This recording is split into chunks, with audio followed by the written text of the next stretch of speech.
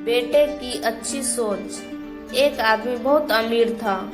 उसके पास जीवन व्यतीत करने की तमाम सुख सुविधाएं थी। उसका एक बेटा था। उसके पास पैसों की कोई कमी नहीं थी, इसलिए वो अपने बेटे को जो चाहे वो दिलाता था। उसका बेटा अपना जीवन बहुत शांति से व्यतीत करता था। एक दिन इस आदमी ने सोचा कि मैं अपने बेटे को यह एहसास कराऊंगा कि तुम कितना शांति से तमाम सुख सुविधाओं के साथ अपना जीवन व्यतीत करते हो।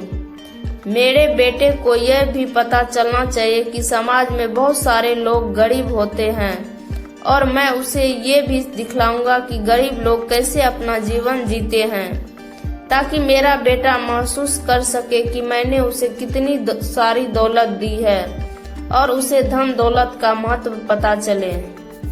इसके बारे में सोचते हुए उस आदमी ने यह तय किया कि मैं अपने बेटे को एक दिन के लिए गांव में ले जाऊंगा। हम पूरा दिन वहां गांव में बिताएंगे। एक दिन वो अपने बेटे को अपने पास के एक गांव में लेकर गया और वो दोनों पूरा दिन एक किसान के साथ रहे।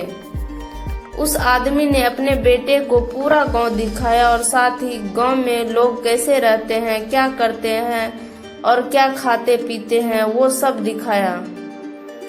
उस अमीर आदमी के बेटे के लिए यह सब बहुत नया था और उसने यह सब बड़े चाव से देखा। गांव से वापस लौटते समय अमीर आदमी ने अपने बेटे से पूछा कि बेटा, तुम्हें यह पिकनिक कैसा लगा? बेटे ने जवाब दिया, पापा मुझे बहुत मजा आया।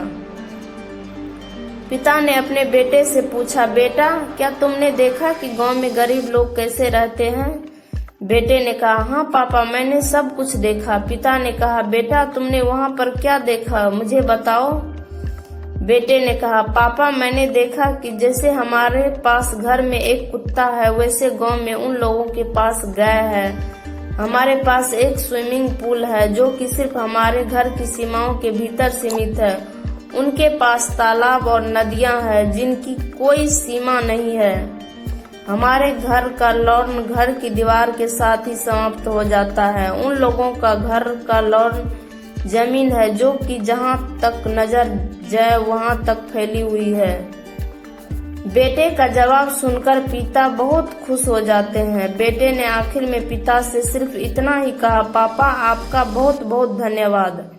आपने ये सब मुझे दिखाया, बताया और मुझे एहसास भी कराया कि हम वास्तव में कितने गरीब हैं। बेटे की ये आखिरी बात सुनकर उसके पिता आश्चर्यचकित हो जाते हैं।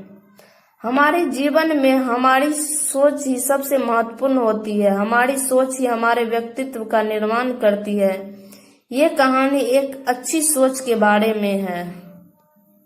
उम्मीद है कि ये कहानी आपको पसंद आई होगी। अगर पसंद आई है तो इस वीडियो को लाइक करें और अपने दोस्तों के साथ शेयर करें और इसी तरह की मजेदार कहानियां सुनने के लिए इस चैनल को सब्सक्राइब करें।